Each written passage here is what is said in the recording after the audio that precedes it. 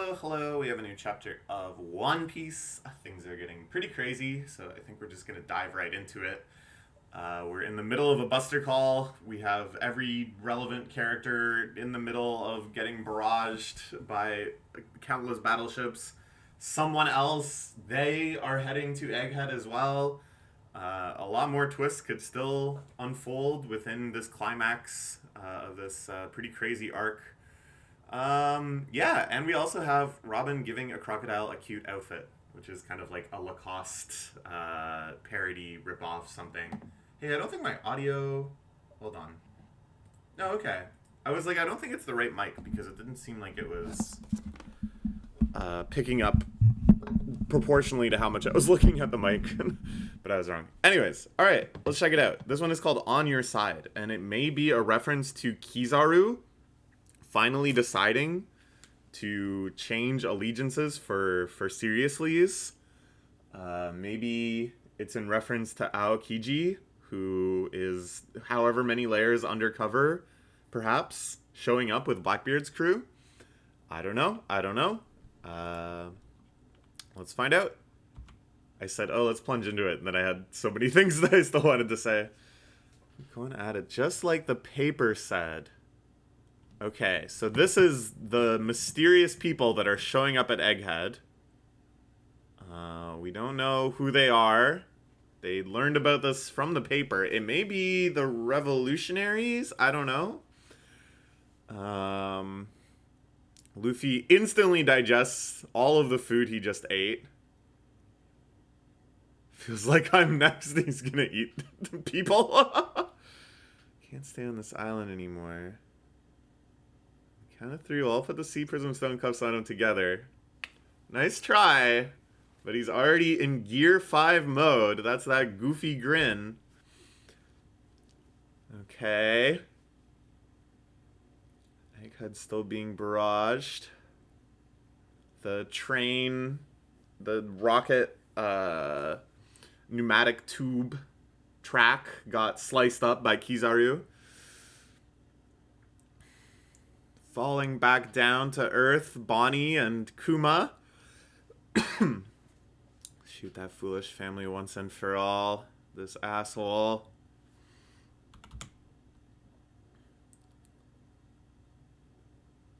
Okay.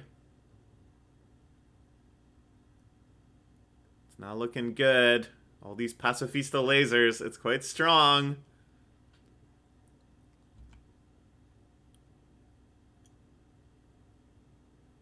Oh. Oh, huh? Huh? Okay, so this is going to be either... It looks like Bonnie is able to control the pacifista, despite that making no sense at all. So how could they explain this? How could they explain that the pacifista somehow, deep in their subconscious, still recognize and care about Bonnie? Could it be that the pacifista are born from Kuma's brain to such an extent that the deepest and strongest passions of his brain, when his brain was cloned, lingered, could not be overwritten, could not, not reduplicate themselves in the same new brain? Or could it be that Vegapunk, through subterfuge, programmed in certain fail-safes to the pacifista that may have to do with Bonnie specifically, that may have to do with Kuma specifically, that may have to do somehow with just recognizing some power of love?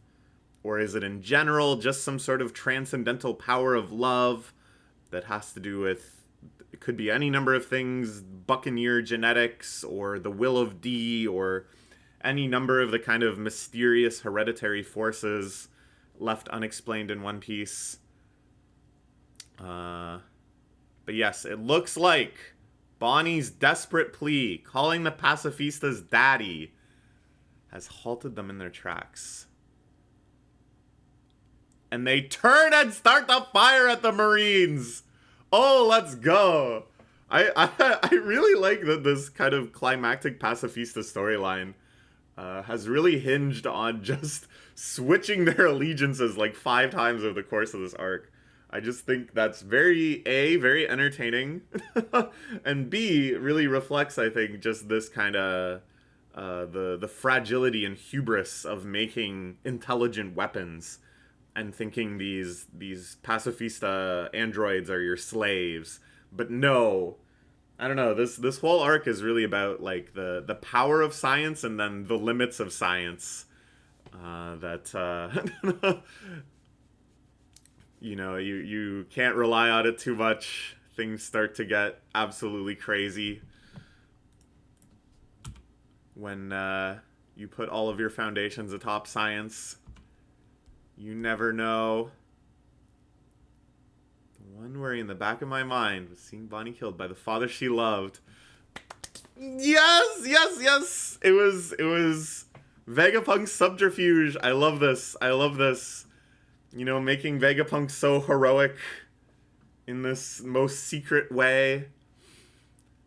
And then just the fact that, that bothered him more than anything. That would just be too cruel, too painful to have Bonnie encounter one of the pacifista and have the pacifista kill her. That she wouldn't be able to reckon with this face of her father fighting her. And inserted a directive so that even the highest authority in the world should command it. Even the world should be your enemy. Understand this, Bonnie. Kuma will always be by your side. Oh, alright, that's hype. That's awesome. And this was my dream. I kept saying, I could easily see this being, we have to flee the Buster Call again. We just managed to scrape by with our lives, or the lives that those of us who survived, and now it's off to Elbaf to recoup, signal the counterattack.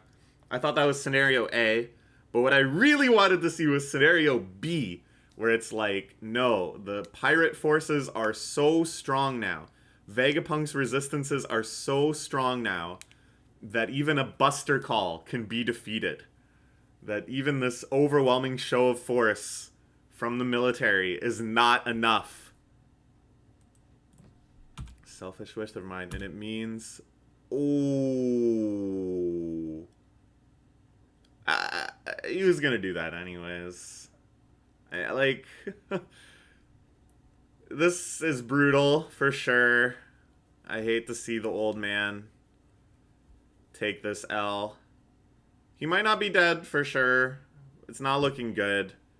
Usually when somebody gets stabbed through their entire body in One Piece, that's a pretty bad sign. But, you look at Pell, who exploded, and then just was okay. You never say never in One Piece. But, yeah, it's bad. He might be dead. But they were gonna kill him anyways. He's not being killed for this, necessarily. I think Saturn, just got pissed off, and instead of torturing him and then killing him, or using some sort of scientific brain extraction and then killing him, he just killed him. So in some senses, this is like a win for Vegapunk, that he got Saturn so incised that Saturn wasn't able to, take advantage of Vegapunk as much as he wanted to.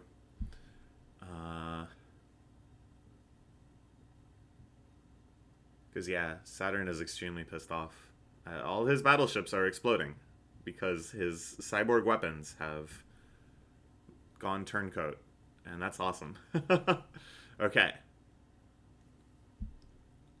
Kizaru is ordered to attack. Will Kizaru take them out? Will he eliminate them? Looks like it. Firing off blasts of light.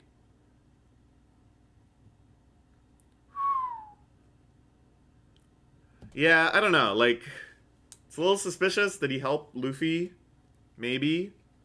But he certainly has no qualms about just killing him. He doesn't know this first barrage of light attack might just kill them. I think if he is switching his allegiances, it's operating on, another level where even if he has some sympathy for these guys, he's more than fine eliminating a lot of them. because his ultimate sympathies lie elsewhere. Or maybe he hasn't switched sides at all. I don't know. They're leaving it pretty ambiguous, with very, very minor hints. The shot where it's like, hey, Luffy got away. Hey, who moved all this food over here? And then it shows Kizaru. At the time, I was like, oh, Kizaru did it. Like, I thought that was a pretty clear signaling. But it could also be intended to just be like, oh, Kizaru is, like, aware of this. And he is using his kind of, like, greater battle senses to recognize that there's still going to be, like, a threat of Luffy. Because it looks like, I'm guessing when we turn the page, Luffy is going to jump in and save them from Kizaru. Yup. Let's go. Here we go. Huge punch out of nowhere. Full tummy, full power. Laughing in this wild ecstasy. This like impact shot of Kizaru is so good. You poor old man. You were never trained to fight this. You were never trained to fight a living, breathing cartoon. I'm having fun now. The ground is all bouncy. Egghead, of course, a fantastic visual space to become enlivened and infused with the power of rubber. We love to see it. Kizaru knocked into the ground. The drums of liberation are sounding. One of the maybe 6 people in the entire world who know better than anyone else what that means is here to witness it.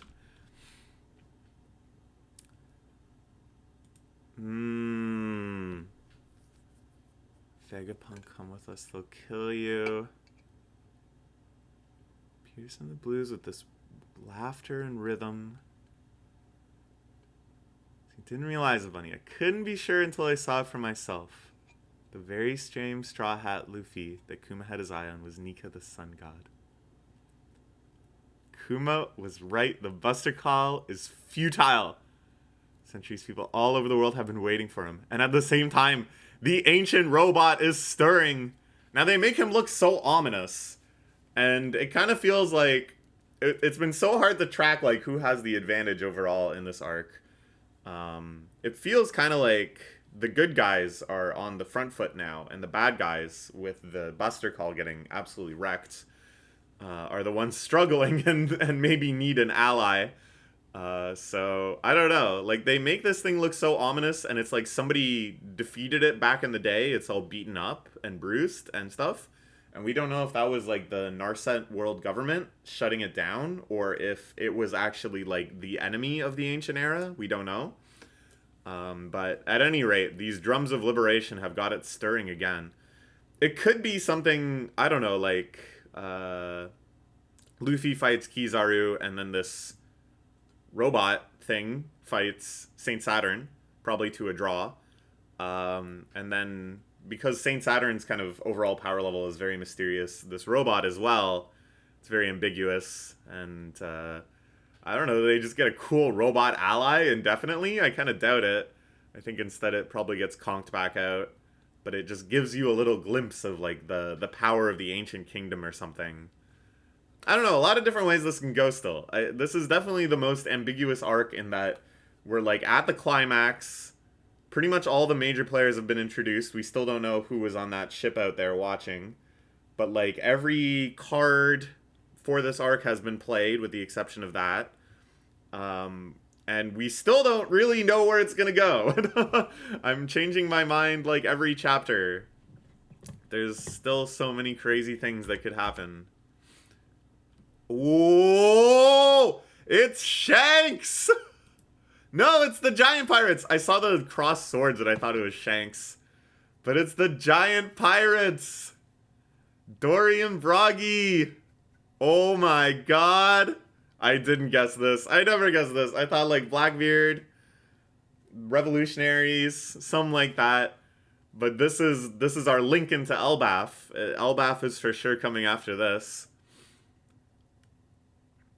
When all that happens in the world is inevitable. This is crazy because these guys still seem really strong. Like, I'm not one to start rambling on about, like, feats and power levels and who would win nonsense. But I think it's very smart the way Oda never once, like, directly kind of compared what they were capable of doing way back, way back on Little Garden with what anybody else has been doing since. I think that was very intentional to kind of hedge his bets and leave it ambiguous how strong these giants really were, how strong their insane goldfish splitter attack was. This is so hype, dude. And you can go, oh, but they lost to Mr. 3. That's just because they're dummies. In terms of raw strength, in terms of chopping up battleships like butter, I don't know if we've seen many people compare. Oh, this is so exciting. All right. Fucking crazy. I can't wait for the next chapter. Again, just this arc. Anything could happen. This is what Endgame One Piece is like. There's just so many factors at play. Anything could happen at any moment. It's crazy. All right. Great stuff. Let's look forward to next week. I'm like, what do I even make the thumbnail? So many insane things happen. And I don't want to give spoilers, obviously. So we'll see. We'll see. Whew! Okay. Talk to you later. Bye-bye.